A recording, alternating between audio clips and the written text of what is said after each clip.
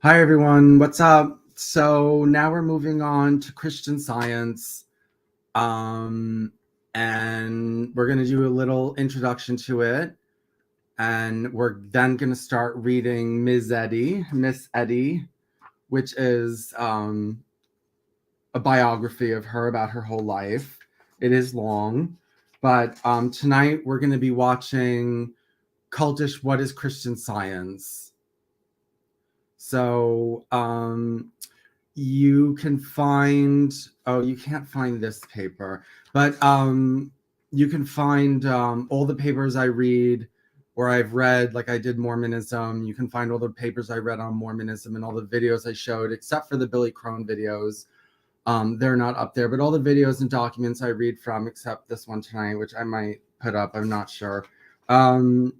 They're all available at bewiseserpents.blogspot.com. It's across the bottom of the screen, and it is in the description box. And just a note that I forgot, I'm on partial shadow ban. It's hard to find my videos. You can never find the first three.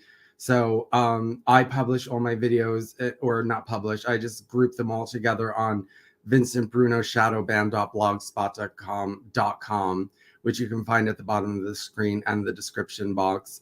And if you're interested in more information, or like if you're an ex-Christian Scientist or just want some whatever you're looking for, my email is vincent.bruno.1229@gmail.com. Okay, so let's start. We're going to read Church of Christ Scientist, also known as the Christian Science. This comes from World Religions, Cults, and the Occult. So, history. Now, there's these annoying blanks everywhere. I don't know why he blanked things out. Oh, God? Is that what God means?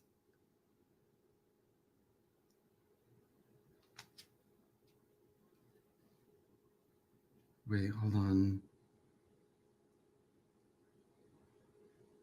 Okay, anyway, there's just these blanks for some reason. History. Christian Science was begun in 1897 by Mary Baker Eddy in Boston, Massachusetts. She was born Mary Baker in New Hampshire in 1821 to a Congregationalist church member. In her youth, she was from various ailments. She was from various ailments and was frequently ill. At age 22, she was married, but her husband died soon after from yellow fever, leaving her poor and with an infant son who she gave up to foster care. In 1853, she married again in an attempt to regain custody of her son. In 1862, 41 years old, she suffered from an illness and visited a mind science healer named Phineas Quimby. Quimby taught her the mind had the power to heal the body and had a significant influence on her thinking regarding spiritual matters. In 1866, she was seriously injured in a fall and was not expected to recover. She supposedly read Matthew 9:2, pronounced something healed, and experienced a miraculous healing. And they brought to him a paralytic. So Matthew 9:2 says, and they brought to him a paralytic lying in a bed. Seeing their faith, Jesus said to the paralytic, "Take courage, son, your sins are forgiven." She claimed to have discovered the secret to health. It was this experience that convinced her of the truth of Christian Science. In 1873, she discovered her second husband. She divorced her second husband. In 1875, she was 54. She founded the Christian Science Association and published Science and Health with Keys to the Scripture. Here she, S&H. Here she set forth her teachings on health and philosophy. She claimed it was the final revelation of God to mankind and asserted that her work was inspired by God. The word key in the title of her book is a reference to her book being the key to unlocking the Bible, which she claimed had something. She placed her own writings on par with scripture. In 1877, she married again to Asa Albert Eddy, and in 1879 founded the First Church of Christ Scientist of Boston, claiming to be the restoration of the original New Testament church. In 1881, she opened a healing college and charged $300 for 12 healing lessons. In 1908, Baker Eddy founded the Christian Science Monitor, an international newspaper whose employees have won 6 Pulitzer Prizes. Mary Baker Eddy died a millionaire in 1910. Authority of the Church of Christ Scientists now rests with its board of directors. Christian Science membership has been dwindling for decades. The number of practitioners and teachers has dropped from 50,000 in 1971 to 12,000 to 1,200 in 2005. The number of Christian Science churches has dropped from 1,800 in 1971 to 1,000 in 2005. But there's a lot more than 12,000 Christian Scientists. That number's not true. Of all the biblically based cults in America today, Christian Science is one of the most interesting. Not only does it deny the essential doctrines of Christianity, but it has completely something the Bible. It drastically redefines the Bible's culture and terminology and rips thousands of scriptures out of their historical biblical context. The result is a non-Christian mixture of metaphysics and philosophical thought. Christian Science is so foreign to the Bible that if it didn't use words like Jesus, Trinity, love, grace, sin, etc., you would never suspect it had anything to do with the Bible at all. Additionally, the book Science and Health with Keys to the Scriptures, which is the Christian Scientist's mainstay of spiritual knowledge, reads with a rhythm of pseudo-logical statements that has the tendency to dull the senses when reading long enough. Is Christian Science Christian? Definitely not. Is Christian Science Christian? Is Christian Science Christian? The source of authority. Mary Baker Eddy maintained that as adherents of the truth, we take the inspired word of the Bible as sufficient guide to eternal life. However, Eddy questioned the textual reliability of the Bible, saying the manifest mistakes in the ancient versions. These facts show how a mortal and material sense stole into the divine record with its own huge darkening, to some extent, the inspired pages. In addition, Christian Scientists interpret the Bible in a radical way according to their metaphysical presuppositions, eliminating any semblance of historical Christianity. Eddy ascribes arbitrary spiritual something to the biblical terms. For example, Jerusalem is defined as mortal belief and knowledge obtained from the 5 corporal senses. Holy Ghost is defined as divine science, the development of eternal life, truth, and love. Concerning S&H, she stated, concerning Science and Health, she stated, I should blush to write of science and health with keys to the scriptures, as I have, were it of human origin and apart from God, its author. But as I was only a scribe echoing the harmonies of heaven in divine metaphysics, I cannot be super modest of the Christian Science textbook. Nature of God. Mary Baker Eddy taught that God is incorporeal, divine, supreme, infinite, mind, spirit, soul, principle, life, truth, and love. These are synonymous terms that refer to one absolute God. They are also intended to express the nature, essence, and wholeness of deity. The attributes of God are justice, mercy, wisdom, goodness, and so on. To the Christian Scientist, God, the Father/Mother, is a principle known as the divine something. It has no personhood and no personality. A catchphrase used in their literatures is that God is all in all. In other words, God is all that exists, and what we perceive as matter is an interpretation of divine mind. Since God is love, it means that sin and sickness are only errors of interpreting the divine mind and have no true reality. Since God's essential essence and spirit or mind, and only that which reflects his nature, is real, then matter does not really exist. Spirit is immortal truth. Matter is mortal truth. Spirit is the real and eternal. Matter is the unreal temporal. Concerning the Trinity, Eddy taught that the Trinity was life, truth, and love. She wrote that the theory of the three persons in one God, that is, a personal Trinity or triunity, suggests polytheism rather than the one ever-present I am. The person and work of Jesus Christ. To the Christian Scientist, Jesus is a way shower. He is someone who epitomizes the true principle of the Christian conscience, which indwells something all. Therefore, Jesus did not really die on the cross. He was not God in flesh. He made no atonement in shedding his blood. There is an essential difference between Jesus and man and the Christ people, which came upon him as he comprehended it. Concerning Jesus Christ, Eddy wrote, the word Christ is not properly a synonym for Jesus, though it is commonly so used, and recognize that Jesus Christ is not God, as Jesus himself declared, but is the Son of God. One sacrifice, I know greater, is insufficient to pay the debt of sin. The atonement requires constant self-immolation on the sinner's part. That God's wrath should be vented upon his beloved Son is divinely unnatural. Such a theory is man-made. The material blood of Jesus was no more efficacious to cleanse from sin when it was shed upon the accused tree than when it was flowing in the veins as went daily about the Father's business. We acknowledge Jesus' atonement as the evidence of divine efficacious love, unfolding man's unity with God through Jesus Christ, the way shower. The nature of man. In Christian Science, matter does not exist. The blank is not real. It is an illusion of the mortal mind of man. Man has originally existed with God and is expressed of the divine principle of God. An error of physical belief, a supposition that belief, substance, and intelligence are in matter, and an illusion. Spirit is God, and man is his image and likeness. Therefore, man is not material, he is spiritual. Since only those ideas that reflect God's nature are actually real, then sin, death, disease, and pain are not real, but only illusions. To the Christian scientist, there is no sin. The only reality of sin, sickness, or death is the awful fact that unrealities seem real to human erring belief.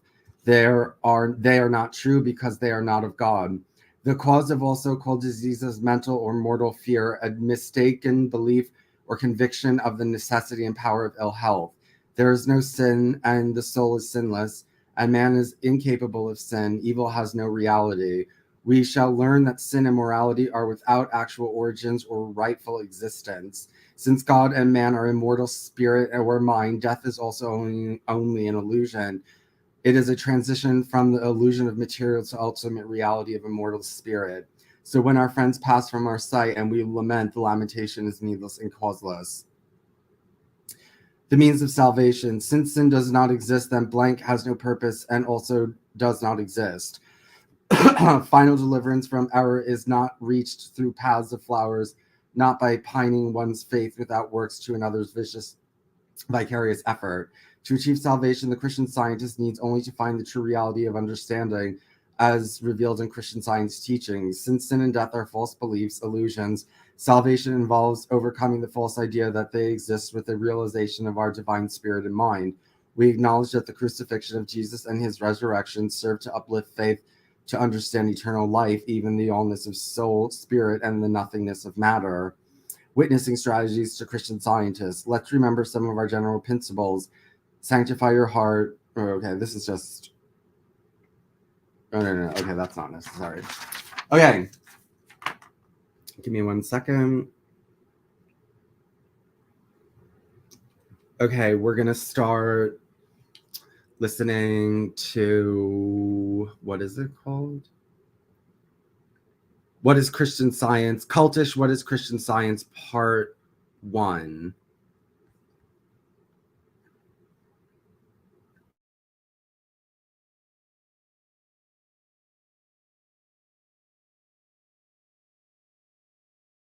All right. Welcome, ladies and gentlemen, back to Cultish, Entering the Kingdom of the Cults. My name is Jeremiah Roberts. I am here once again with Super Sleuth Andrew, the Super Sleuth of the show. It's good to have you with us. And we are here with Tanner Johnsrud. And how are you doing, my friend? I'm doing well.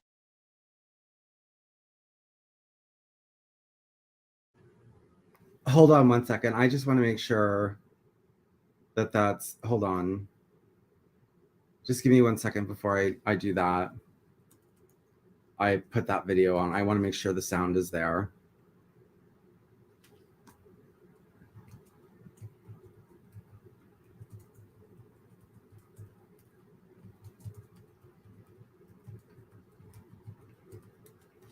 Hold on.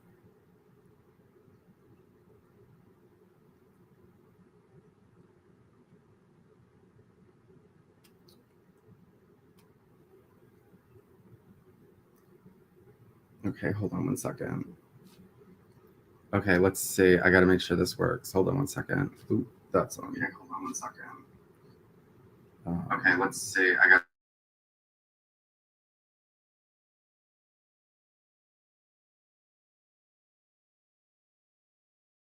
Very well. How are you?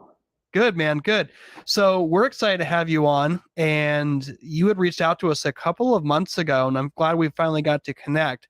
So let's just jump into it. A lot of people have messaged us and have wanted to talk about Christian Science, Mary Baker Eddy, and I'm excited. I feel like Andrew, both of us are just going to be flies in the wall here because if I'm truly honest, both you and I don't really know a whole lot about Christian Science. We know it's one of the cults in the category. Walter Martin here put in his volume. This is the 6th volume, by the way, that just came out of Kingdom of the Cults. So he has a big section in there on Christian Science. But let's just jump into it. Just talk a little bit, Tanner, just about your background. How you said your family is 5th generation. Just tell us a little bit just about what it was like being in Christian Science and where it really all started for you. Sure. So, like you said, my family was 5th generation Christian Scientist. I have niece who's 6th generation. And so Christian Science goes back in my family pretty much back to the days of the beginning. My grandmother's teacher was a Christian Science teacher, was taught by Mary Baker Eddy. And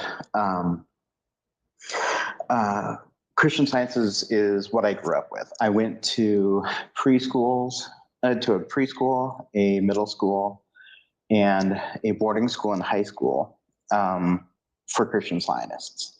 And every summer, I went to summer camp for Christian Scientists. So that was the world that I lived and breathed.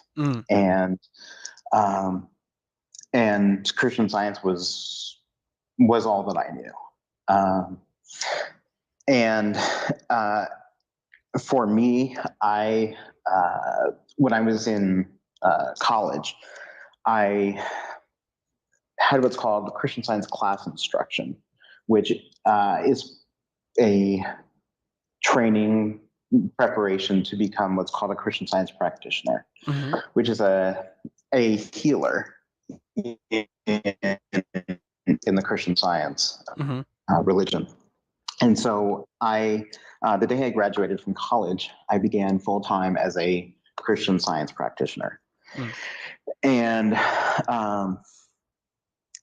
I did that for over 15 years, almost 10 of which I lived in Boston, which is where the world headquarters of Christian Science is. And did that for almost 15 years until the day that my wife and I both came to faith in Christ. So we'll get into that a little bit. Yeah.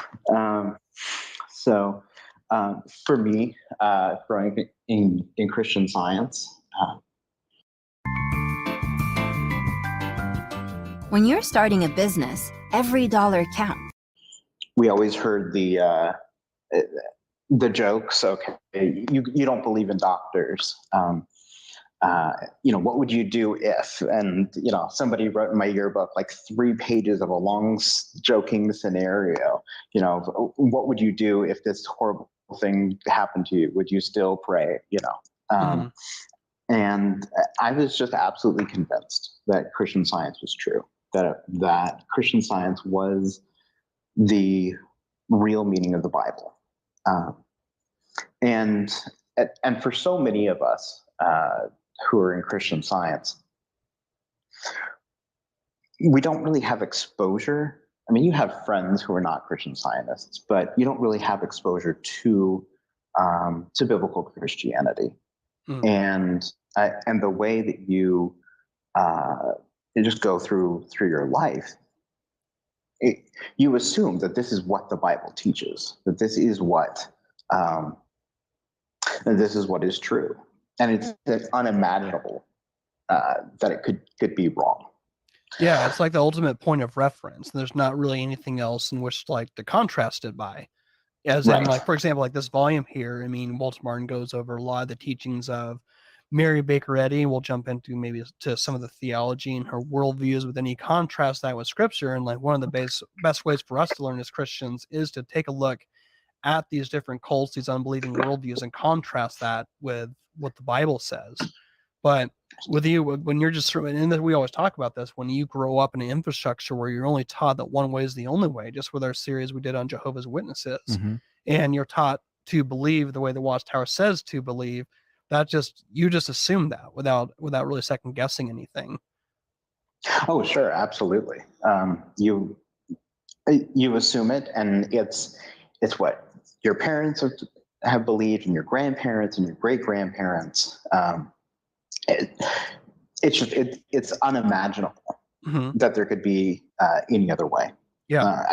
Obviously, everybody else in the world doesn't believe the way you believe, but they're all wrong. So you mentioned talking about the Christian Science worldview, and I think kind of the best way to get a glimpse of Christian Science is to compare it with the Christian worldview. So I just wanted to kind of look at the Christian worldview in terms of creation, fall, redemption, and restoration, and compare that with how Christian Science views these things. So in Christianity, there's a good Trinitarian God who's created everything in the world, and he calls it good. And this is described in Genesis 1 and 2. And this is the creation that we see and experience every day. This is the world that God has made. And the world as God initially made it in Genesis 1 and 2 dwell in perfect peace and joy in the presence of God. Now, in Christian Science, God did not make the material world. The material world isn't real. Only Genesis 1 is true, and Genesis 2 is a myth. And pretty much everything that speaks of God as Lord or speaks of Jehovah is not the true God. The true God is Elohim in Genesis 1. Okay. And Genesis 2 is a counterfeit God. Whoa. So just real quickly, so it'd be different from Gnosticism in the sense that Gnosticism believes that there is the material, but the material is bad and it's evil, and therefore they always interpreted who Christ was, and it was the whole idea of the incarnation of who Jesus was a stumbling block for people who are Gnostics, especially even in the first century, those who do not believe that Jesus Christ has come in the flesh. But in this sense, what you're saying is that Christian Science then would believe that there's nothing material. So in a sense, like right now we're recording on a set, we're here, our flesh and bone bodies. We've got Walter Martin's Kingdom of the Cults book made out of paper. We've got all our microphones and all our setup here. So all this material that we are looking at, we'd say it's tangible. To them, that's all an illusion in our minds. Or what would be the Christian mind? How would you say like a Christian Science person view just the nature of reality in the material world? Is that all that's an illusion? It sounds almost like it's Buddhist in a sense. There are a lot of similarities and a lot of similarities with Gnosticism, though Christian Science would deny both of those statements. Everything that you see is a counterfeit of a true spiritual idea that exists in the mind of God.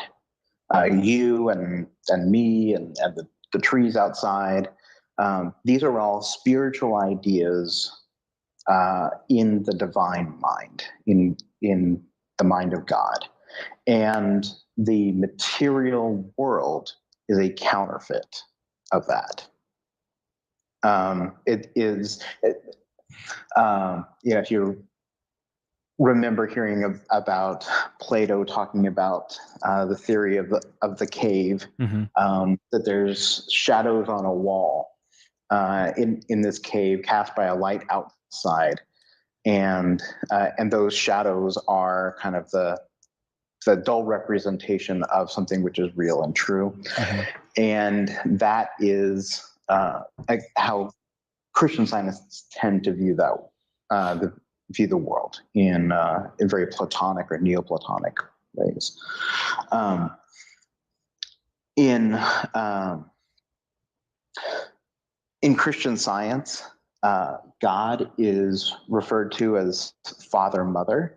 They see God as both father and mother. Mm-hmm. And they have what they refer to as 7 synonyms for God: life, truth, love, principle, mind, soul, spirit, which are which kind of sum up God. For most Christian scientists, they wouldn't think of God as a person. Nobody would talk about a personal relationship with God. God is more the principle governing all of creation, and is the divine mind. And man is made perfect by this divine mind and is still perfect. We just don't understand that. So in Christianity, Adam and Eve rejected God's good rule over them. They rebelled, and that sin has consequences for all of us. We've all sinned. We're all rebels against God's rule over us.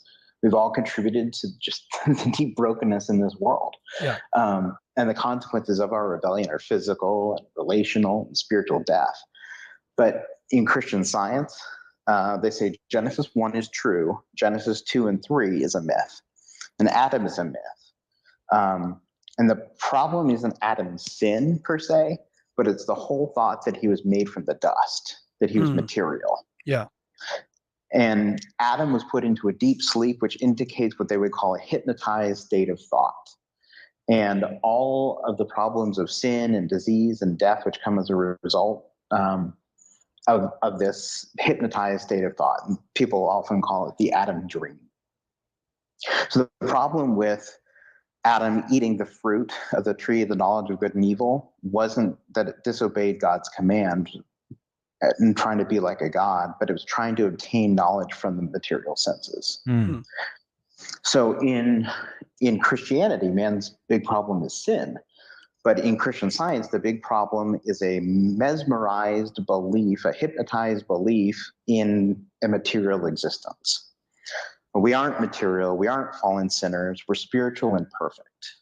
And because we're spiritual and perfect, and all that really exists is divine mind and its ideas, then anything that Mary Baker Eddy didn't call good, chiefly sin, disease, death, matter, those can't be real. They aren't real. And so we are all in this world trying to deal with this unreal illusion, essentially. Right. So Tanner, what it sounds like to me is there's like a highly developed philosophy, right? And it sounds like it differs extremely from the Bible. So you were saying earlier that when you were growing up, you knew it was true and like this was the right way, to believe and understand the Bible. But it sounds like there's almost 2 different standards, right? So where did this philosophy come from? Where did it develop? Because if we're taking Genesis 2 and 3 as a myth, and now we're adding all of these different things to the Bible, we see that it's in conflict. So how was it growing up in the Christian Scientist realm? Did you have another standard to read alongside the Bible so you could actually interpret it correctly? Right. So you have the Bible and Science and Health with Key to the Scriptures, Okay. By Mary Baker Eddy. And you read those together every day. And you read selections from the Bible and from Science and Health that are put together by an anonymous committee in Boston every week. And those selections are read in the Sunday services. And there's no preaching. It's just reading those selections that you've read all week. And from the Bible, you might get part of a verse, or disjointed parts of verses. And then those are paired together with passages from Science and Health. And you read those in conjunction, and you wouldn't read the Bible alone on its own terms. She called this book Science and Health with Key to the Scriptures. Gotcha. It is the key to the Scriptures, which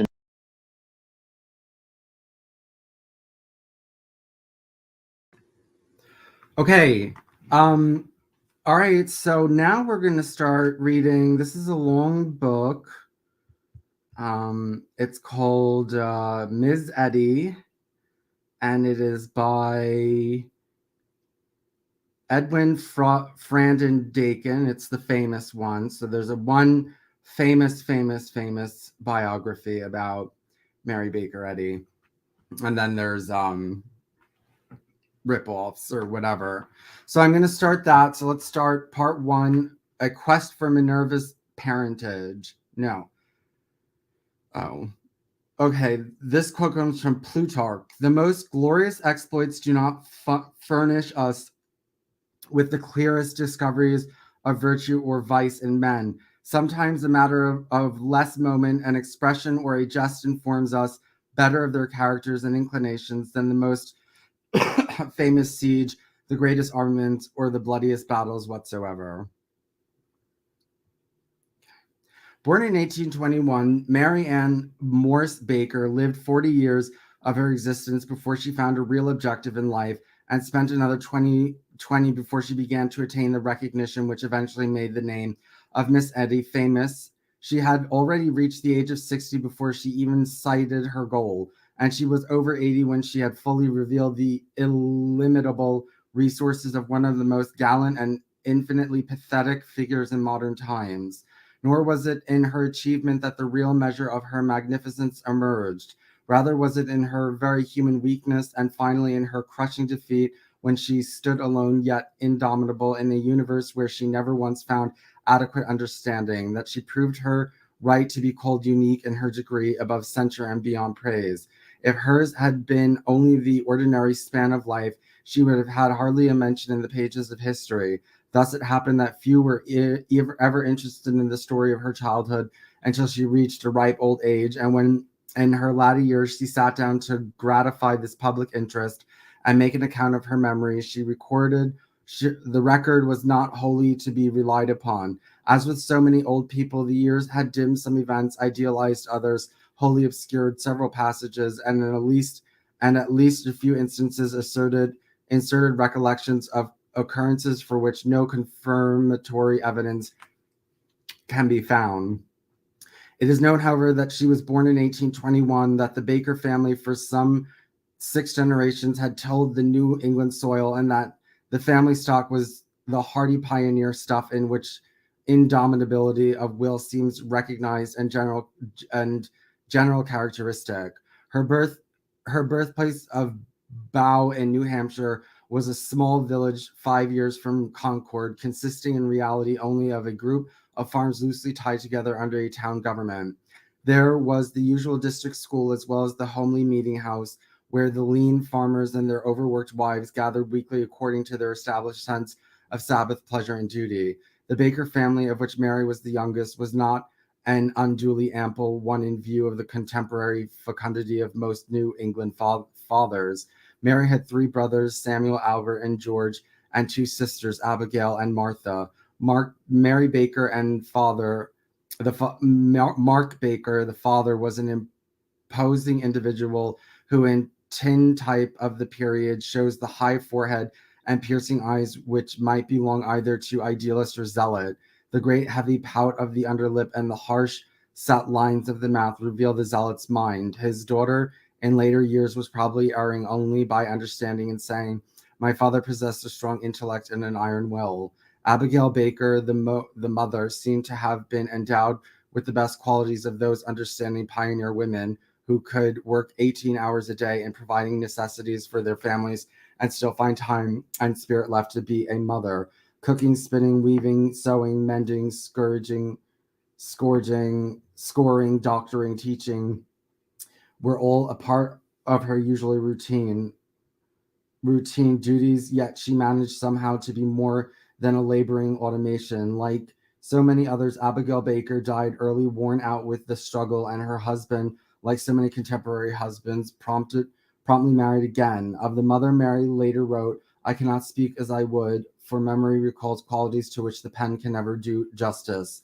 The family was not without good connection. With long years after, its most eminent daughter delighted to recall a relative on the Baker side was a General Henry Knox, who acquired his title in the Revolution. Through a great-grandmother, Miss Eddy claimed a relationship with Hannah More, the pious and popular English authoress, and she also described other important fair-bearers in retrospection and introspection. She said, "My ancestors, according to the flesh, were from both Scotland and England. My great-grandfather on my father's side being John McNeill of Edinburgh. In the line of the grandfather Baker's family was the late Sir John McNeill, a Scottish knight who was prominent in British politics and at one time held the position of ambassador to Persia. In later years, this claim of connection with the Scottish peer was challenged after Miss Eddy had not only published it widely but had put the crest of McNeill family upon her stationery. When both crest and claim were reproduced in a biographical sketch of Miss Eddy in the Ladies' Home Journal, Miss Florence McAllister of Aberdeen, Scotland, wrote a protest to Miss Eddy, and also sent a correct statement to be published in the London Truth. She said, "I am the only married grandchild of the late Right Honourable Sir Mac McNeill, GCB of Edinburgh, who was prominent in British politics and ambassador to Persia, and Miss Eddy is certainly not my daughter."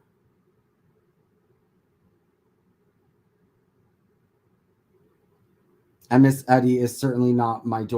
wrote to the editor of the Ladies' Home Journal, who published Miss Eddy's statement, asking him to publish a correction, and I sent a copy of these letters to Miss Eddy herself. She did not reply at all, and he excused himself from publishing it on the ground that the correction could not appear for 5 months. After Miss McAllister's protest had been copied for numerous American papers, Miss Eddy herself issued a statement saying that the whole thing was a misapprehension and that genealogical writers should no longer take the statement about Sir John McNeill connecting literally. Regarding the coat of arms, she explained that Fanny McNeill, president of Pierce's niece, afterward Miss Judge Potter, presented me my coat of arms, saying that I was taken in connection with her own family coat of arms. I never doubted the veracity of her gift. It is a matter of record, however, that Miss Eddy used the coat of arms on her stationery almost until the end of her days, some years after expressing the wish that genealogical writers ignore the aristocratic claim. Miss Eddy displayed a tendency to idealize her youth as well as her ancestry. She made only the most cursory mention, for instance, of the sickness that is one of the most important threads running through Mary Baker's childhood. It was a strange sickness, including a lack of physical vitality, with a pronounced tendency to attacks of childish temper, hysteria, and sudden pains in the spine. The tendency to temper she came by naturally. Mark Baker, her father, had a reputation for quick, hot angers and fierce prejudices. Known as Squire in the vicinity and thoughtfully respected as a God-fearing man who was honest to the smallest penny, even while he paid his workers the slimmest wages in the neighborhood, he managed nevertheless to make even his religion an occasion of embroilment. The Congregational Church at Telton, where the family moved in 1836, entered on its record the story of numerous such quarrels. Mark did not hesitate to bring charges of backsliding and delinquency against the brethren and sisters who failed to attend church regularly or live up to his ideas of their proper religious obligation. The move to Tighton, named after its most prominent family and later christened Sandborton Bridge, occurred in 1836. The Bakers undoubtedly improved their circumstances by the sale of the wealth-beaten and unpainted old homesteads at Bow, for Sandborton Bridge was a large center where manufacturing was developed. Here, an opportunity for more real social life was presented to the Baker children, some of whom were now approaching the marriageable age. Mary continued in the state of precarious health which from her infancy had so troubled the other stalwart members of the family. Her fits, as they were known, were sufficient enough to make the redoubtable Mark Baker pliant to the whims of his youngest daughter. During these seizures, she exhibited symptoms that the modern psychologist would classify as hysteria in an unmistakable form, sometimes screaming, sometimes lying on the floor and pounding her heels up and down, and not infrequently passing into a state of apparent unconsciousness. These seizures were usually brought about by flashes of anger following some thwart of desire. As a result, it soon became easier for the Bakers to allow Mary her own way than to try to oppose her. During long periods, Mary was allowed to stay away from the district school and amuse herself around the house instead. She was a brooding child, quick in her likes and dislikes, highly imaginative, and with a strong religious instinct. The Bible formed the regular and sometimes the only intellectual fare in the Baker household, and much of it doubtless was deeply etched on the child's consciousness. The story of Samuel was similar to her through long repetition, and it is not difficult knowing the love of self-dramatization which was with Mary Baker all her life. To understand how one of the incidents she related of her childhood may have seemed wholly real, in her later years she described it thus: many peculiar circumstances and events connected with my childhood through the chambers of memory. For some 12 months, when I was about 8 years old, I repeatedly heard a voice calling me distinctly my name, 3 times in an ascending scale. I thought this was my mother's voice and sometimes went to her, beseeching her to tell me what she wanted. Her answer was always, "Nothing, girl, nothing, child. What do you mean?" Then I would say, "Mother, who did call me?" "I heard somebody call Mary 3 times. This continued until I grew discouraged and my mother were perplexed and anxious. Poor Miss Baker, with all her worries, must indeed have been perplexed. She knew how to make a home, but plumbing the intricacies of human psychology was undoubtedly out of her line. She was even more worried when Mary told her that Mehetable Huntoon, Mary's small cousin who occasionally came for visits, had also heard the mysterious call for Mary. Perhaps even indeed child minds being what they are, Mary had actually convinced Mehetable of the reality of the call. Finally, Miss Baker caught the idea that this must be a modern experience akin to that of Samuel. She told Mary to answer the next time by saying, "Speak, Lord, for thy servant heareth." We are left with the understanding, however, that no other message besides the call was ever heard. After Samuel appalled Mary tried a dramatization of Daniel. We are told that having read about Daniel's 3 daily sessions of prayer, Mary for a while tried out this system. She improved on Daniel, however, and increased the number of her daily supplications to 7, chalking up the count on the Bourne wall. This love of self-dramatization grew rather than declined with the years. As Christ was found disputing with the elders at 12, so did Mary Baker come to feel that at the same period she was following in his footsteps. At the age of 12, she declared long afterward, "I was admitted to the Congregational Trinitarian Church, my parents having been members of that body for half a century." Her record then relates how difficult it was for her to accept the terrible doctrines of predestination, how she argued with the elders, fencing when the minister asked about her acceptance of the doctrines. I replied that I could only answer him in the words of the psalmist, "Searching me, O God, and know my heart. Try me and know my thoughts, and see if there be any wicked ways in me, and lead me in the way everlasting." This was so earnestly said that even the oldest church members wept after the meeting was over. They came and kissed me. To the astonishment of many of the good clergyman's heart also melted, and he received me in the communion and my protest along with me. When it was later pointed out to Miss Eddy that the official church record shows she was received into the Tilton Congregational Church when she was 17 and not 12, she merely replied, "My religious experience seemed to culminate at 12 years of age. Hence, a mistake may have occurred as to the exact date of my first church membership." She did not try to explain how she had remembered her exact response, even though she had lost track of time completely. Actually, the discrepancy is wholly unimportant, except to illustrate the childish turn of mind carried into later years, which could make reality out of the figment of imagination. Okay, let's watch this a little bit.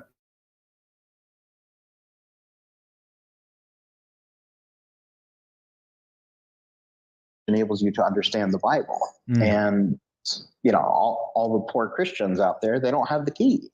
But Christian Science alone furnishes the key in order to understand it. Yeah, so it's all the secret knowledge that goes back. You have to have the Bible, or do you have the special knowledge plus this in order to that's the lens in which you need to read through and understand and interpret the Bibles through this lens that Mary Baker Eddy had.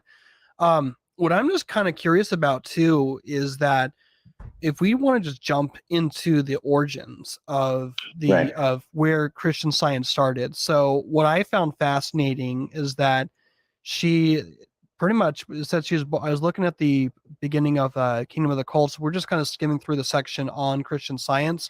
And basically she was born in New Hampshire, but it was right around in the early 1800s. And it was right around the time, honestly, what I found fascinating too, of Joseph Smith Jr., right when Mormonism started. Yep. So just talk about Mary Baker Eddy, talk about how what it was like, just talk about her life, what people need to know about her. Sure. And sure. What I'm curious about too is that what was the worldviews and influences that made her what she was, and what was even the religious atmosphere of the 1800s? Because I know, for example, in the 1800s in New York with Joseph Smith, there was all this superstition going on. There's all this, especially there's all sorts of just interesting spirituality going on in the early 1800s. But just doubting and all that stuff. Oh yeah, so just talk. Right. Let's just jump into the world of Mary Baker Eddy, because we're all flies on the wall here. We want to learn about her. So you just go ahead and just give us the inside scoop of where it all started. Sure. So she was born in 1821 in New Hampshire and grew up in a Calvinist household. And she grew up just as Mormonism began in kind of what they call the burned over district, where there had been a lot of revival and attempts at revival, but people had left the faith. So Mary Baker Eddy was operating in New England that had departed from its historical Protestant roots. So even though Christian Scientists understand her dad to be a staunch Calvinist, I have some questions about how Calvinistic he was, but from various reports, various interviews that were done with people who knew her as a child. Live streaming can be tricky, and sometimes trying to find the right software. From her earliest days, she was involved in the occult. That she was involved in, that she was a practicing medium, and moved in a lot of spiritualistic and occult circles. We definitely see that as time goes on for her. Just kind of a brief overview. During the first 20 years or so, she was there in New Hampshire. She got married to a man 15 years older than her, and they moved down to the Carolinas. He died, she said, of yellow fever. All the newspaper reports say something entirely different. Anyway, she comes back up to New England, and she ends up sometime later following a man by the name of Phineas Quimby. And Phineas Quimby was a mesmerist who was a mental healer. He believed that essentially through the power of suggestion, you could bring about healing in another person. And Mary Baker Eddy was enthralled by his teachings, and she studied under him and began to want to heal others the way he had taught her to heal. And so she would go around saying, Quimby made me promise to teach this to other people before I die. And so she was doing that in the early 1860s. according to the first edition of Science and Health and the third edition and her earlier writings, she discovered Christian Science in 1864 while she was with Quimby. Mm. In later years, the allegation, shall we say, came forward that Mary Baker Eddy had plagiarized Quimby. And from that point on, she revised the origin story of Christian Science. She revised it to saying that she was healed of a fall on the ice in February 1866. And every Christian Scientist has heard this story 1,000 times. She fell on the ice in 1866, and she opened her Bible 3 days later, saw a healing of Jesus, and was instantly healed. And this was a point of profound revelation. She later told people that she saw heaven. This was the moment of revelation, and she was instantly healed. Now, she did fall on the ice. That is for sure. 2 weeks later, she wrote to a student of Quimby's saying, "I'm in miserable pain. I need help," and asking him to heal her. She wanted to bring a lawsuit against the city, saying that she had suffered irreparable damages as a result of falling on the ice. And for the first 17 years after her alleged discovery of Christian Science, she doesn't tie it back to the fall on the ice. Right. But in later years, this has become the myth of the origin story, just kind of, in the same way that Joseph Smith's first vision has evolved many times over the years. There's about 10 different versions. Yeah, I was thinking about that. Yeah, and it also seems that all these different cult leaders, they're never without controversy. There's always stuff going on. You think about all the controversy. I mean, Walter Martin talks about Charles Taylor Russell, just with all that was going on with his time as well too. Yeah. But just go more into where did it go from here with Mary Baker Eddy? Yeah, so she ended up in 1875 writing the first edition of Science and Health, where I mentioned that she said she discovered Christian Science in 1864. In that first edition of Science and Health, she also says that we're God, that we can become God. So, for instance, and she speaks several dozen times about our God being, and she also let's see here. I just grabbed this. Trying to find this particular quote, but she says to lay aside our God being as of little use in sickness seems anomalous, but she also says, when we become spirit, capital S, which is the way she designates God, we shall be infinite and one. And she says, we are truth, life, and love. Again, these are three terms for God that she uses, but she capitalizes them. We are truth, life, and love when we understand that. She says, we are never spirit until we are God.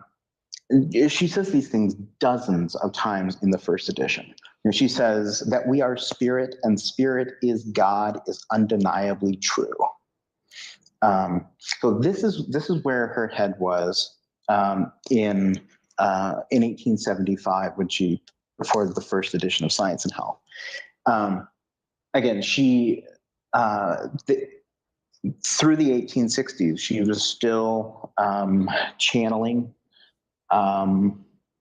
people, according to affidavits at the time. Christian Scientists would all deny this, but affidavits of people who knew her at the time would say that was kind of her experience, and she talked about writing Science and Health being a mystical experience. for her as well.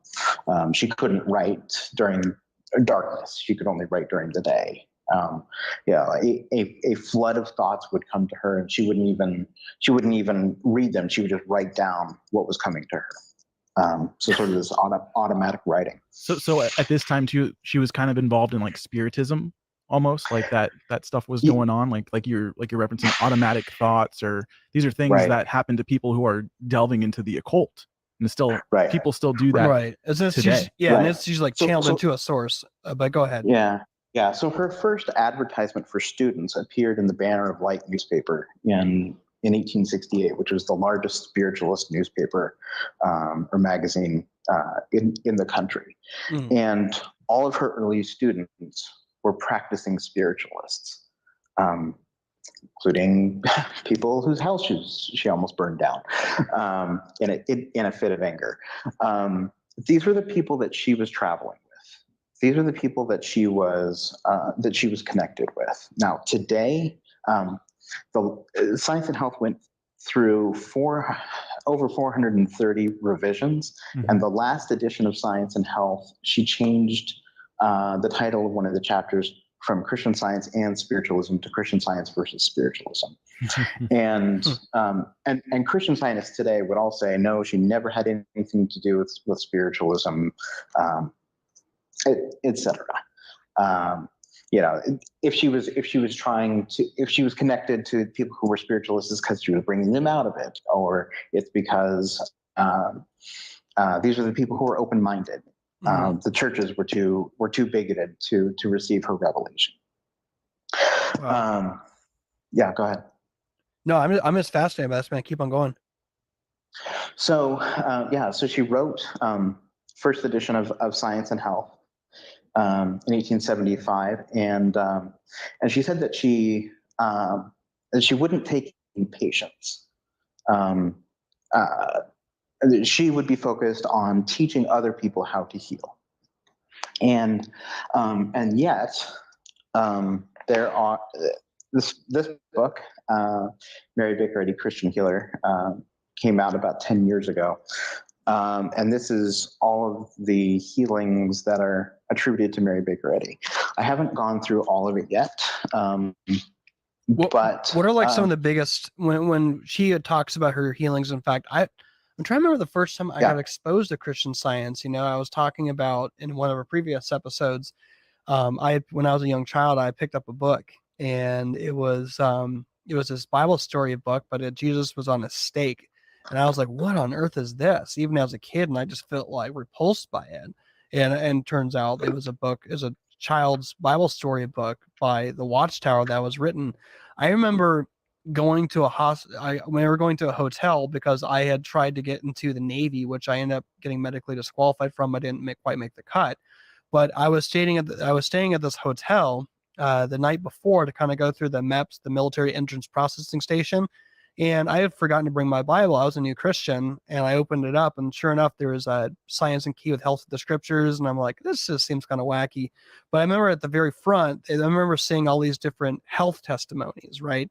What were the health claims that she was making? Because now she had tapped into the source to be able to bring healing, which obviously it sounds, even before you even gave the details about her connections to the occult and tapping into the secret knowledge even at night and just writing down kind of like what comes to mind and stuff like that. What were the type of healings that she was claiming to do? And was there any actual any sort of like actual evidence of these healings taking place? Or is it just, hey, this happened, but there wasn't anything really to back it up? Right. So I've been through a significant portion of this book, tracing all the historical citations for it. And 95% of the healings.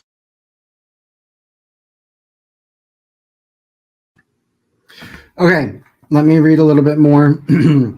Probably if Mary Baker had been brought up in a different environment, if she had been born in an age when her pathological ills could have received proper diagnosis and treatment under the guidance of a wise mind, her life story might have been wholly different. As it was, her family had only the vaguest idea of the cause of her spells and had no conception of how this subconscious maladjustment might color her whole character and temperament. When her attacks came on, the approved remedy was to send for the doctor. Records of these occasions supplied by eyewitnesses are not lacking. Sometimes there were convulsions, sometimes screams of apparent agony, sometimes the rigidity of catalepsy. Various physicians were tried with various success. Homeopathy was then much in vogue, and it was through the constant contact with doctors that the girl acquired the smattering regarding the theories of homeopathy, which was later evidenced in her writing.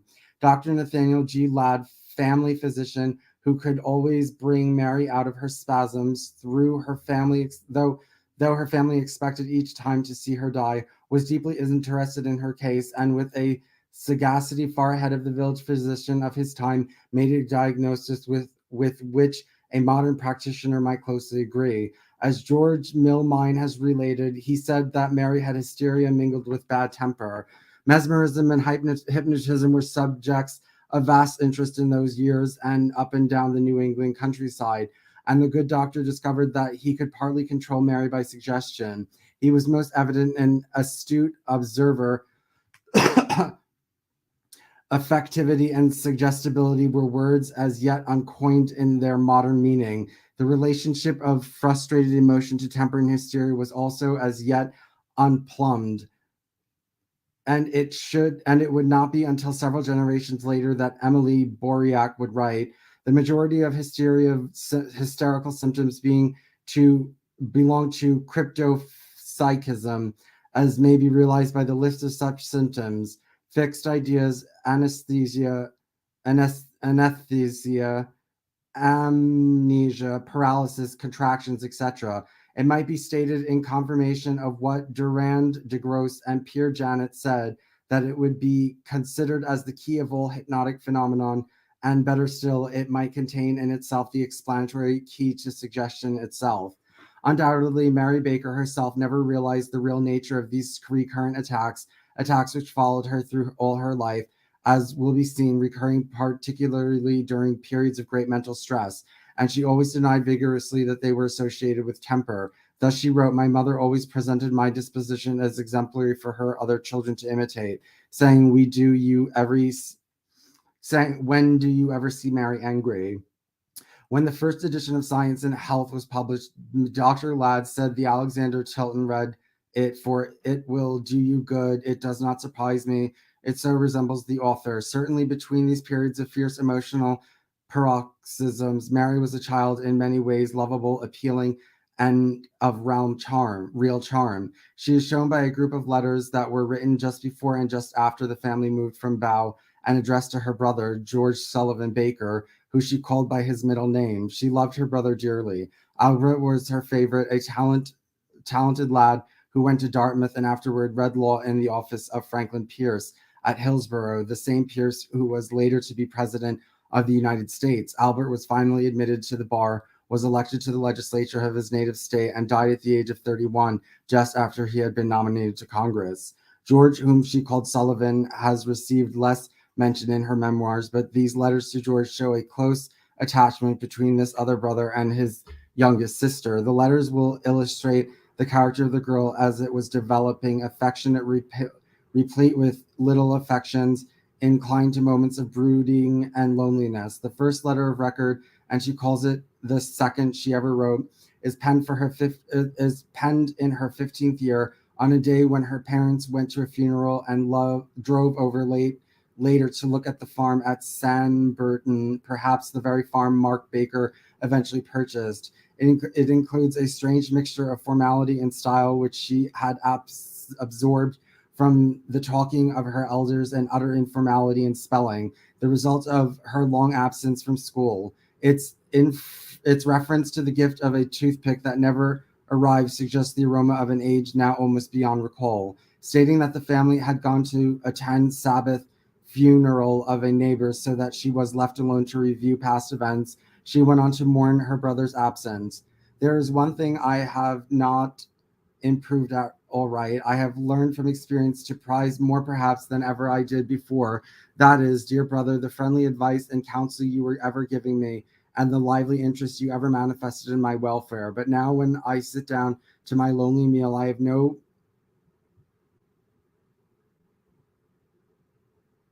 hold on.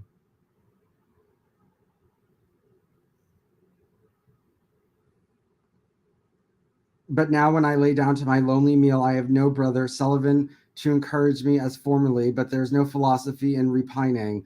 I must extend the thought of benevolence farther than selfishness would permit, and only add my health at present is improving slowly, and I hope by dieting and being careful to sometime regain it.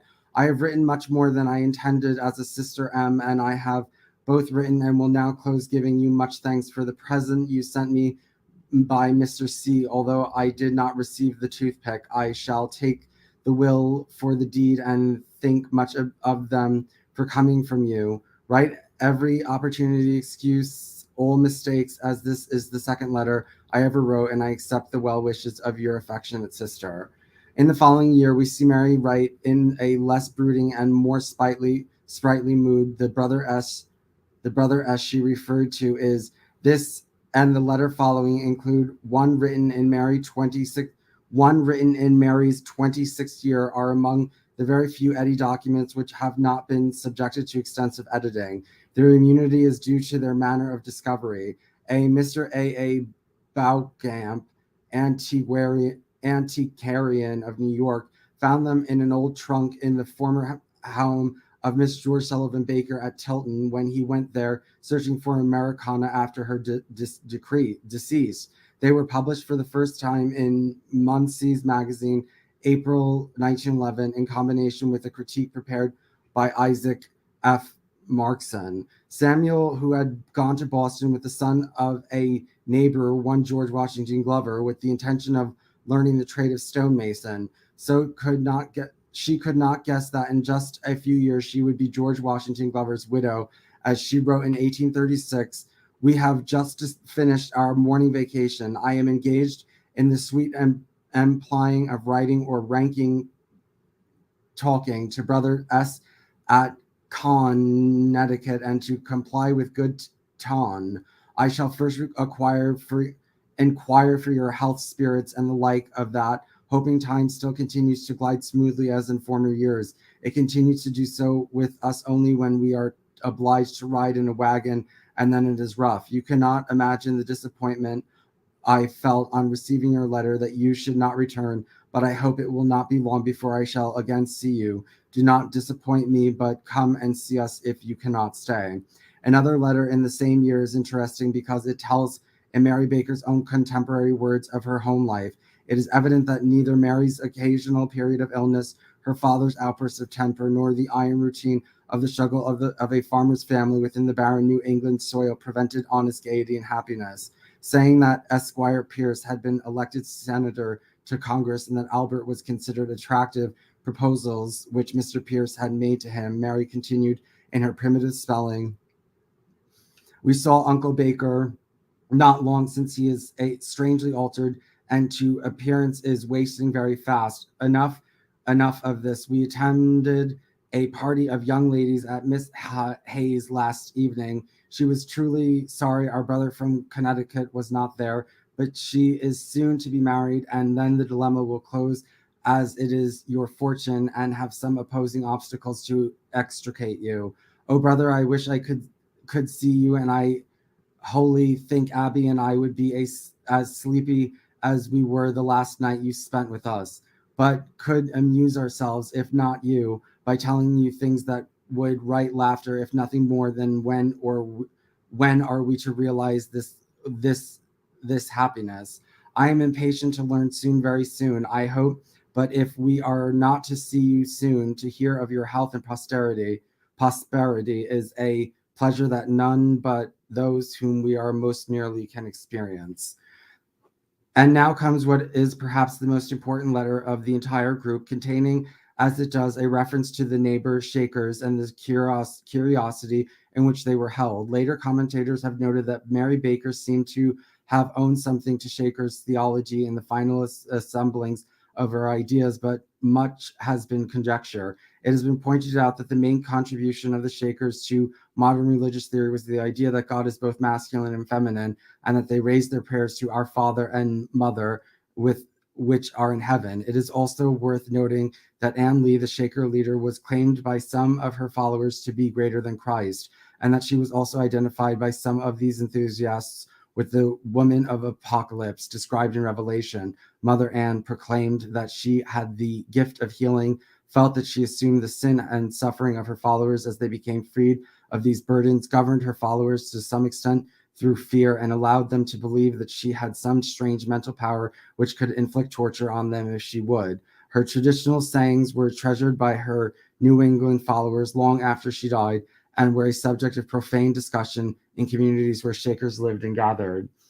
The Shakers called their church the Church of Christ, and their main organization the Mother Church, declaring that her spirits were rather depressed today. Mary wrote in her 16th year, I will give you an abridged sketch of a gentleman recently from Boston, now reading a medicine and a doctor of his town.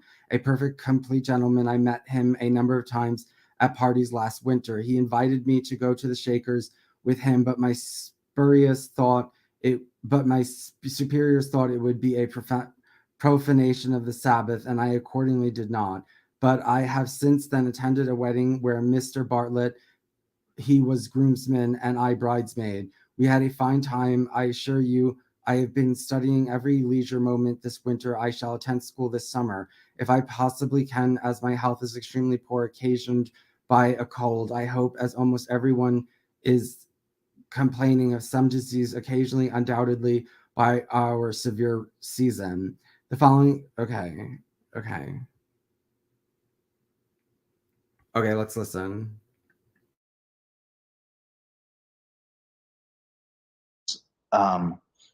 That are in the book are attributable only to Mary Baker Eddy. She's the only person who said that these occurred. Wow. Wow. So she spoke of, and I can make all of the details available to you guys to share. Yeah, happy to provide documentation for all. Oh, absolutely.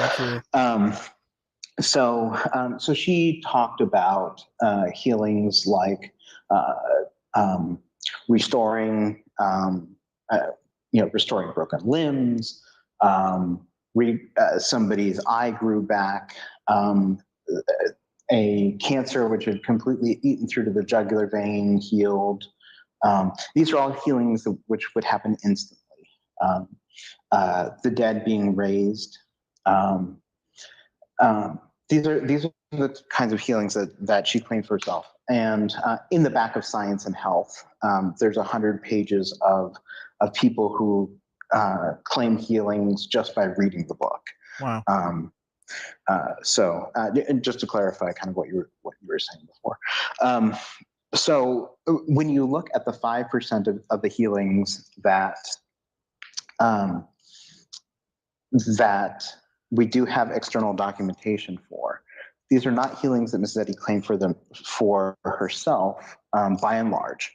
There are a couple, but the majority of them are people like a boy writing 30 years later saying, I saw her, I had a stomach ache, and shortly thereafter it got better. Right. But Mary Baker Eddy claimed that when she was a little girl, she heard voices and was lifted up off of her bed and saw heaven.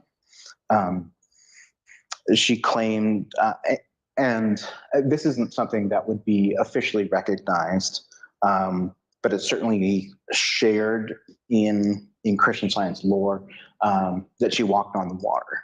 Mm-hmm.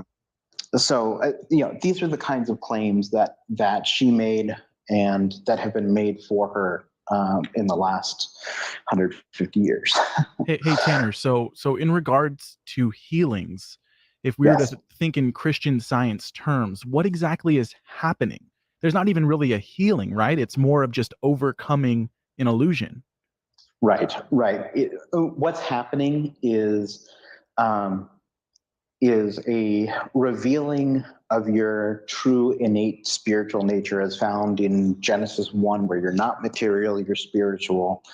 And and in Christian Science, having this understanding of what they would say perfect God and perfect man, that's the basis for healing. When you understand that God is perfect and that you're perfect, you'll be healed. And so for over 15 years, this is what I was telling people. People would call me on the phone for help, and I would something from Science and Health, or from the Bible through the lens of Christian Science, and understanding those quotes. That's the way to be healed in Christian Science. And so for over 15 years, that's what I did. And in that role, you're not allowed to have another job. So that was my only line of work for 15 years. And you would be paid by the patient. You're not paid by the church or anything like that. So for most of my adult life, including nearly 10 years in Boston, I lived on less than $10,000 a year. One simple but brilliant trick to cool your home in 90 seconds. Tired of hot and... Which doesn't get you very far in Boston. So you were paid by the patient, and yes. Was it an upfront fee, or is it contingent upon them getting healed as far as like what they how? I personally felt like the way most practitioners operate is that they will charge per day that you are praying for somebody. So they might charge $30 a day, and if somebody calls for the span of 3 days, they'll send a bill at the end of the month for $90. I personally felt like I couldn't charge somebody unless they had experienced a full and complete healing. And that was my approach to things. Yeah. And so imagine having grown up in Christian Science. I never had a biology class. I was always exempted from all biology classes and health classes. So imagine growing up in Christian Science. You don't know how the body works. For instance, a woman called me up and she complained of lumps in her armpits, and she was terrified that this was cancer. And so I was talking with her about, the cancer is no part of who you are, et cetera, et cetera. Lo and behold, those went away after a couple days. Neither of us knew at the time that was just swollen lymph nodes, which happens. But in her mind and in my mind, that was a healing of cancer. That was a healing of a tumor, or of a growth.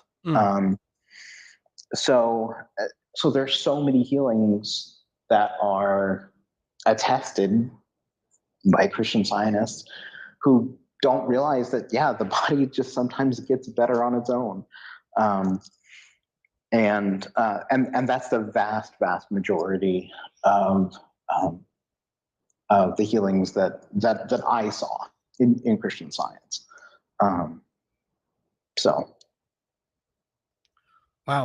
Wow.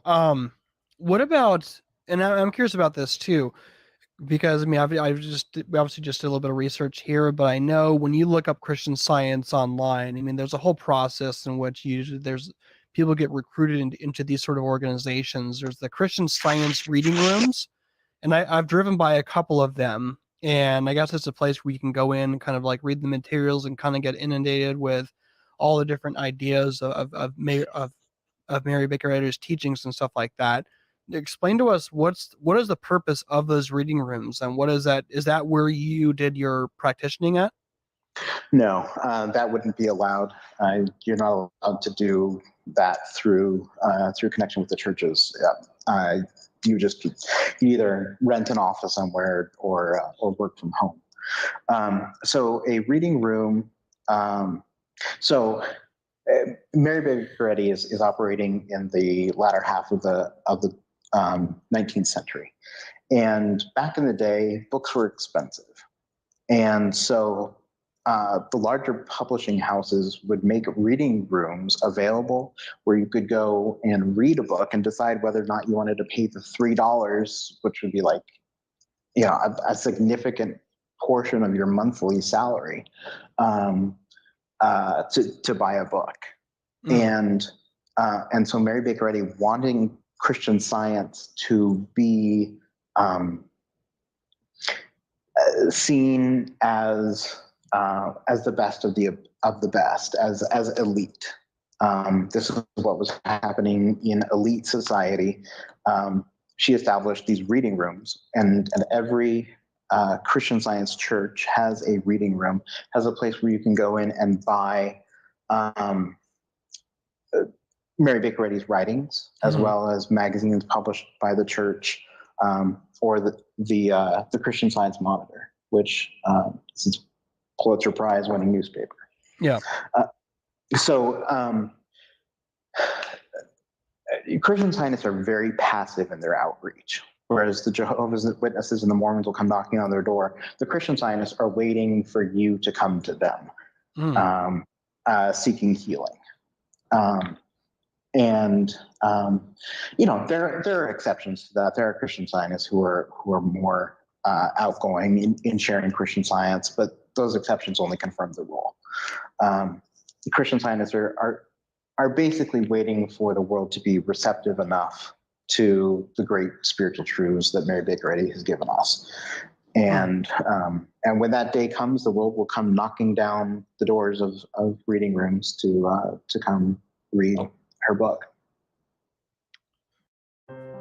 Mind Bloom is helping people achieve life-changing clinical and personal breakthroughs, alchemizing both the psychedelic medication, psychiatric care from psychiatric clinicians. Wow. This is just incredibly fascinating. So then as far as, there's different minds. This is one of what you call like one of the mind science cults. And in the beginning of Walter Martin's book, he talks about that Christian Science and what Mary Baker Eddy taught was almost sort of like the mother of all the different mind science cults. So there's a couple of terminology that I've seen like thrown around with it, and I want to explain too like how they're all connected. So there's Unity School of Christianity I've heard mentioned as well too, and also they call like New Thought. I've got a good friend of mine who came out of New Thought and became a Christian. But explain how are those interconnected along with Christian Science as well?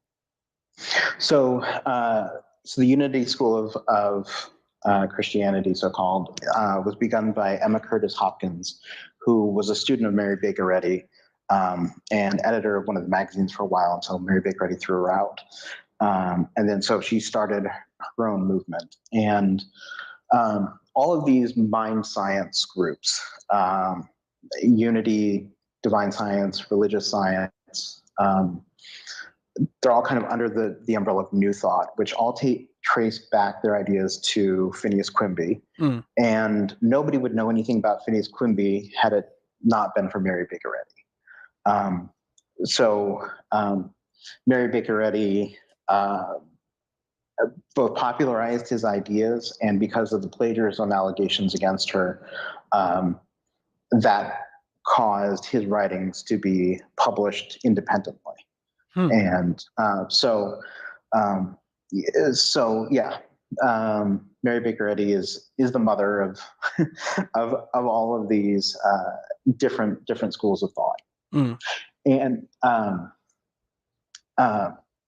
one of the but Christian Science would see a distinction between Christian Science and all of these other groups. It would say that they've all gone astray. It wouldn't claim connection with them. Right. And maybe we can get into some of the implications of that a little bit more. But one of the unique distinctives of Christian Science that you see is a focus on what's called animal magnetism, or mesmerism. And Quimby practiced mesmerism, which is just this idea that essentially through suggestion, you could bring about healing. And then the converse is true, that through suggestion, you could hurt somebody. And so Mary Baker Eddy was very convinced that those who left her movement were mentally trying to kill her through thinking negative thoughts about her. And this is referred to as malicious animal magnetism in Christian Science. And so Christian scientists are constantly trying to protect their thought, this is how they would term it, against anything that would in their leader, against anything that would make them believe that they are material, or that sickness is real, or that they are sinful. And that's another core element of Christian Science. Not all of the mind science groups out there took that teaching with them, but they all share this belief that essentially you're spiritually understanding who you truly are is going to bring healing to you. It's very similar to, Jim Jones, Father Jehovah, Father Divine. These proponents of New Thought essentially believed that literally they can grab from this spiritual dimension. I know Christian Science would deny this physical reality, but I'm speaking in regards to New Thought, that they could actually influence and change and manifest spiritual manifestations from a spiritual reality into this physical reality in order to make changes.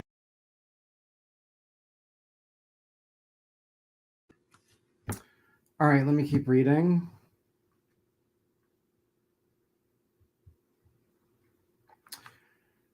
The following excerpt from the letter are of interest because they suggest moments of brooding and loneliness together with regret that she is too poor even to take writing lessons from the itinerant master.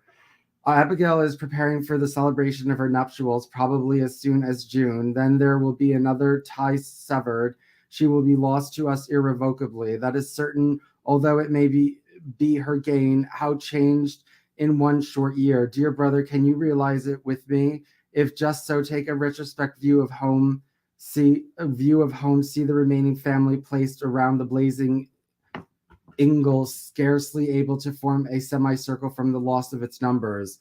I believe I have given nearly all I intended to, and perhaps all that will interest you, although I will tell you we had a call yesterday from the writing master that is teaching at the village. He gave us a very urgent invitation to attend, but Martha is not able, and I have not wherewith, although there is need enough for it. It is evident. After the move from Bow to Sanborn, Mary's health showed some improvement. It is evident in her letter at this period. It is evident in her letters at this period that she found herself more in harmony with her environment than as she grew. That as she grew, she found more opportunity for self-expression with consequently less frustrations of emotional outlet. In her better moments, she was quick, vivacious, and could even be charming, being endowed with a more or less natural desire to please, which apparently all her life was in conflict with that other inborn desire to rule. For many years, Stanborton residents remembered her as a rather slight girl with a fair and clear complexion, large gray eyes that in moments and excitements can become almost black, and rather dainty hands and feet that she used with evidence of grace. At school, she was not particularly bright, for when she began attending school at Stanborton, she was obviously handicapped by previous lack of educational training. At Bow, she had been frequently absent. In later years, one of her old schoolmates said that, in spite of her backwardness, she assumed a very superior air, and by her sentimental posturing, she managed to attract the attention of the entire school. She loved to impress us with fine stories about herself and her family. Mary's desire to show off her little affections, her tendency to haughtiness, are all characteristic of the same complex with the psychiatrists recognizing her emotional seizures. It is not to be wondered at that she did not absorb much of the formal education, for the business of mastering spelling, punctuation, composition was a slow and boring task for a girl who had ambitions to be a poetess before she hardly passed her teens. Some of this childhood verse which she sent to local newspapers and saw published, she saved to republish in later years after she became world famous. These early literary creations show nothing unusual. Rather, they are the obvious products of an immature and introspective mind struggling for some form of self-expression, even if that form must be imitative. And so we have preserved to us from those years such stanzas as this. Here fame-honored Hickory rears his bold form and bears a bravest breast to the lightning and storm, while palm, bay, and laurel in classical glee chase tulip, magnolia, and fragmenting fig tree.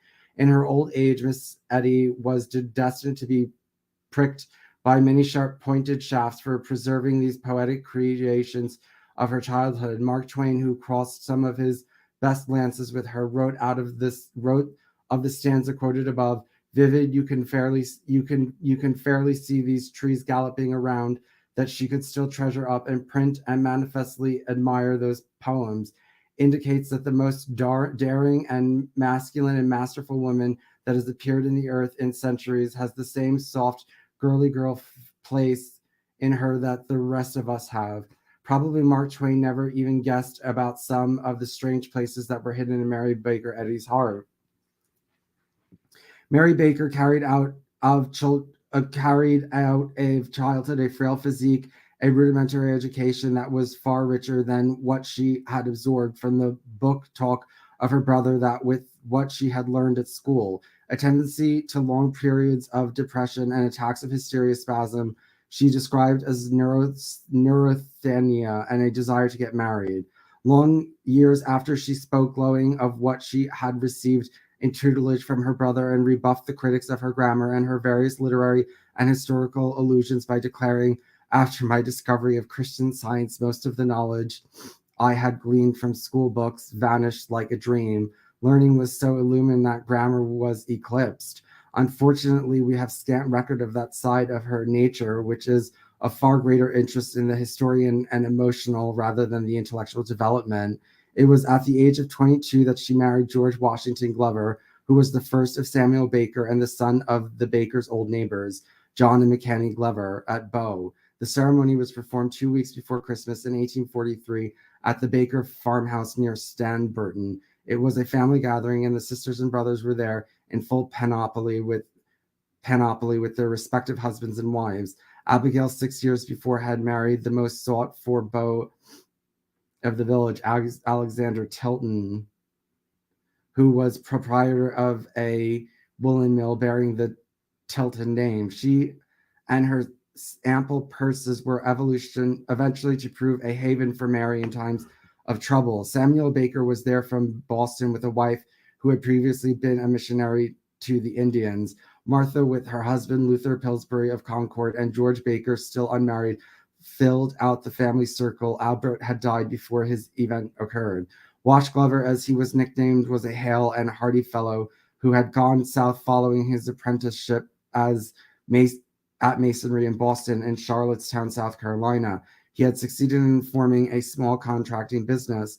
Some doubt has been thrown over his exact financing standing, although Miss Eddy later claimed that he owned several slaves and was an exceedingly prosperous young citizen.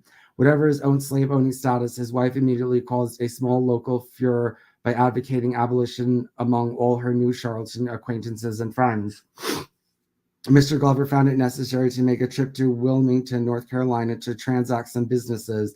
He did not dare leave his wife behind to pursue the discussion of abolition, for arguments over slave owning were scarcely tactful in a community whose economic structure was founded on slavery, and where particularly to avoid by the wife of a man who hoped to make a financial career there. In consequence, Mr. Glover took Miss Glover along to Wilmington. News travels slowly in those antebellum days, and on arriving, they found Wilmington in the midst of an epidemic of yellow fever, a now almost forgotten scourge which science was not was not to conquer until the dawn of 20th century. Mr. Glover contracted the fever and died within 9 days. It is related that he was a Mason and was scared by his fellow and was cared for by fellow lodge members who considerately excluded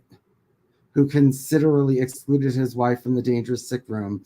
It has further been recorded with his widow's approval that he was buried with elaborate Masonic rites in the local Episcopal cemetery in Wilmington.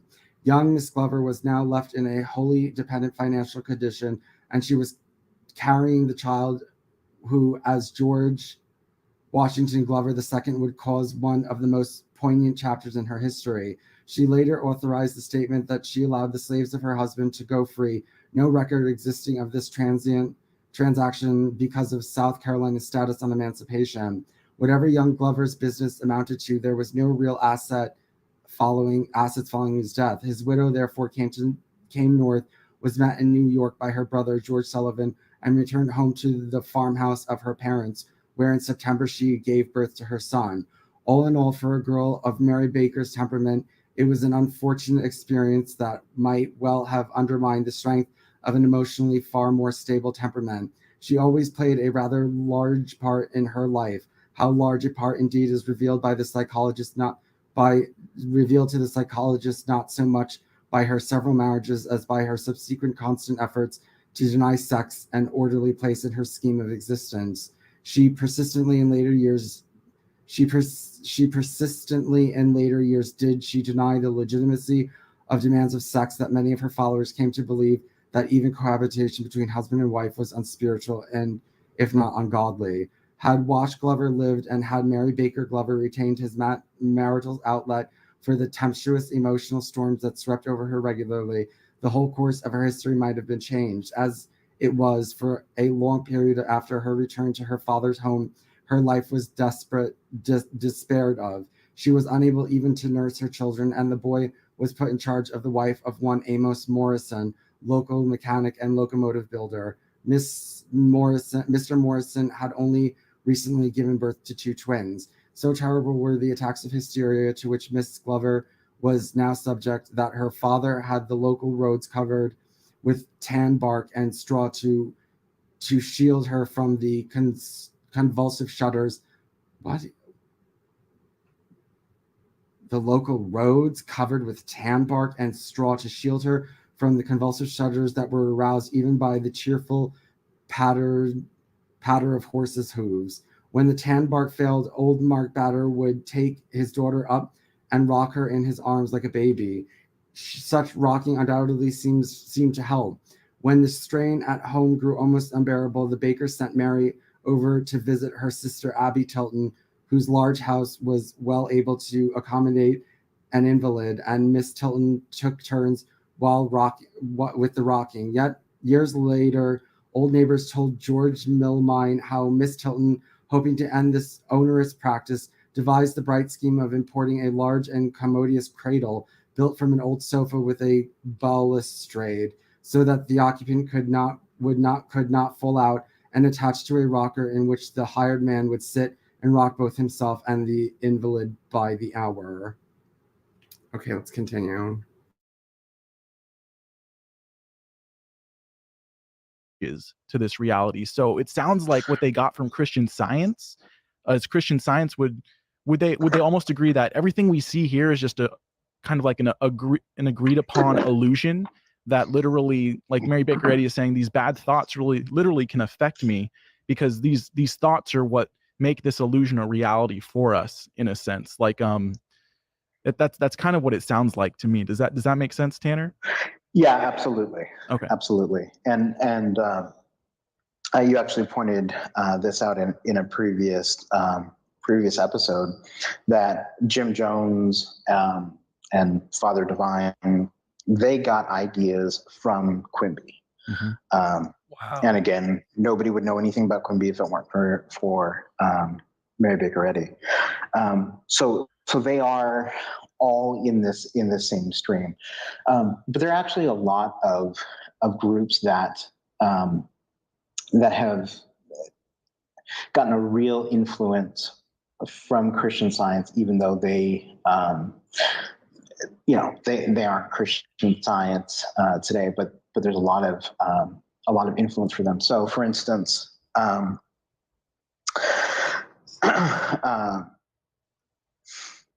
E.W. Kenyon was a well-known pastor who had a lot of influence on Kenneth Hagin, and Kenyon got his ideas from Quimby and the New Thought movement. So Kenneth Hagin is the father of the word faith theology, of the prosperity gospel, of this idea that God wants you to have wealth and health here and now, and that's what the message of the Bible is. Your best life now. Joel Osteen has also been heavily influenced by those teachings, as was his dad before him. Right. I mean, go ahead. And when you think about it, I mean, Christian Science's message is that the whole point is healing in this world. It's getting rid of the illusion of sickness. It's not about sin. It's not about a holy God. It's not about a hope for eternal life, as we understand it as Christians. But it's a very this world focus, and that's where Christian Science is, and we see that played out in these word faith teachers, these prosperity gospel teachers. If you just Google Google Christian Science and E.W. Kenyon, you can have a field day with that. Christian Science and Kenneth Hagin, Kenneth Copeland, Joel Osteen, etc. Another example of that influence was in New York. There was a very popular pastor, Norman Vincent Peale, got his ideas from New Thought. He spoke to people who confirmed that connection. He confirmed that connection with them. Norman Vincent Peale was also the pastor for a young man by the name of Donald Trump. Maybe you've heard of him. Really? Yeah.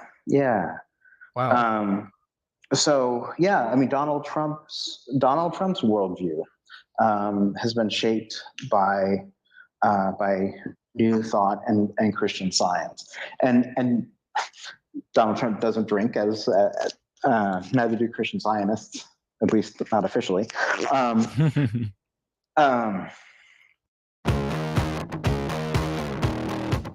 Now, the secret behind any great burger, of course, is in the color, making sure.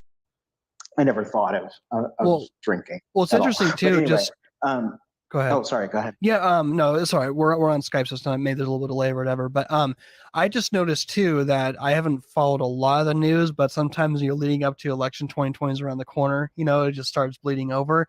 But I've always noticed that Trump, in his ability to try and the type of evangelicals he hangs around, are a lot of the typical like health and wealth and prosperity preachers. I think one of his main spiritual advisors is Paula White.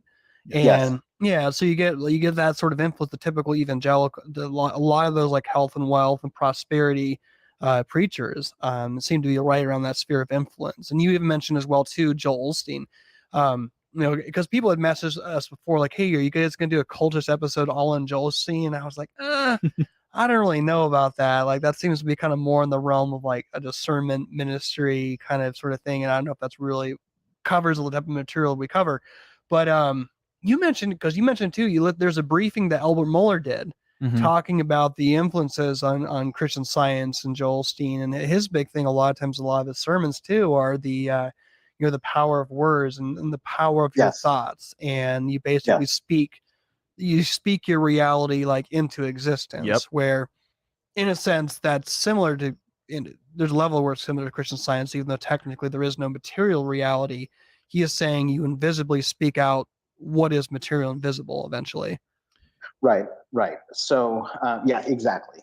He's getting that straight out of New Thought, straight out of Christian Science, and so a Christian scientist is going to be very careful with their words and be very careful about what things that they listen to. You mute every medicine commercial as a kid growing up because you don't want to accept sickness as real. Because if you're accepting it as real, then you can get sick, and you just want to be very careful with with what you're saying, and more to the point, what you're thinking, because your thought determines your experience. Tanner, this is taking me back to what you said in the beginning, how Mary Baker Eddy in the beginning was talking about how we are God, essentially, right? So we know that God spoke everything into existence. It almost seems like the fear of words is because they equate themselves with God. So we can speak into existence because we have that image of God. And that's absolutely terrifying in a sense. And it makes sense as well that there's so many offshoots from Christian Science, because we have this person who obtains this secret knowledge that at first questions the word of God and says, no, there's something more, and you need this to interpret the Bible, and you need a guru to do that. So we have Mary Baker Eddy. This is actually the downfall of what they believe in, number one, because there's going to be other people who come along, other prophets, other gurus who have just a slightly different viewpoint, who is also obtaining this secret further knowledge, as in, New Thought. Then we go Father Jehovah with the beginning of divine economic socialism, into Jim Jones, which is essentially the same thing, but he's like, well, let's take this a step further. And it's extremely interesting, I find, that it can go so many different directions, because when you believe that you are God, that means now your words become the standard. Yep. So anyone literally can challenge you, and we don't have a standard anymore, because everyone's beliefs end up on the same playing field. And we know that's not true according to Scripture. Yes, and it feels like every single one of these cults and movements. Now, funny, I was thinking the whole time, like through Jones-colored glasses, and thinking about how all these different worldviews just sort of become like a genetic hybrid of just a bunch of different ideas and pools of thought. And it seems like as it progresses along, it just merges into something else. Like you mentioned, all the occultic and media, and Mary Baker Eddy being a medium, and even just initially, like I said, listening to some of her teachings and things that she was saying, it's like, man, that just sounds so Eastern, and it's not surprising. So let's do this. Let's go ahead and wrap this up for now. This will be part one. We're going to jump into a lot more of your story, Tanner, just about the progression of it, and more about just your influences as a kid and also growing up with it, how you came out of it. So this will be part one of our initial episode on Christian Science. I feel like we've only just barely scratched the bare surface of this. I feel like this is seriously the fly in the wall episode, and I'm having a blast. Tanner, again, thank you so much for being on with us, and we will talk to you guys in part two of this very exciting episode on Christian Science. We got a lot more in store for you guys. Talk to you soon.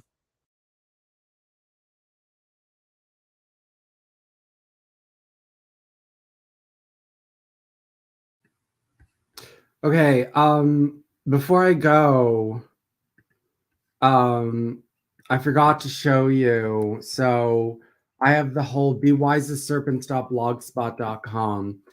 And if you go there, you'll see there's a section on Christian Science. So here's some of the information that I've collected so far. Let's look. Okay.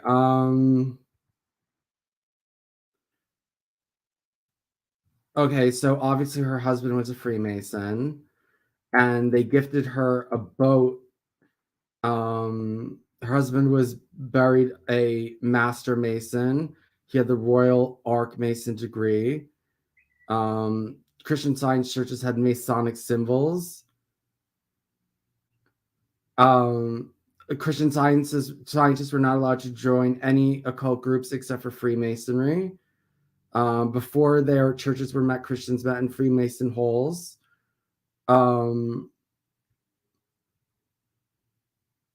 She did book readings in Masonic temples. There was a lot of Freemasons in high positions in Christian Science. A lot of Jews are in Christian Science because they reject the Trinity. They believe in the physical restoration of Israel. She donated money to the Masons. The architect who built the Salt Lake City temple also built the Mason Hall. She wanted to be friends with Freemasons. Freemasons helped keep Christian Science legal in North Carolina. A rabbi joined Christianity because it denies the Trinity, and Christian Science more lectures at Hall, and they donated a pyramid to her to be a monument to her after she died. The Freemasons donated a pyramid. All right, well, that's it. A little bit tired. I'll talk to you guys later. Bye.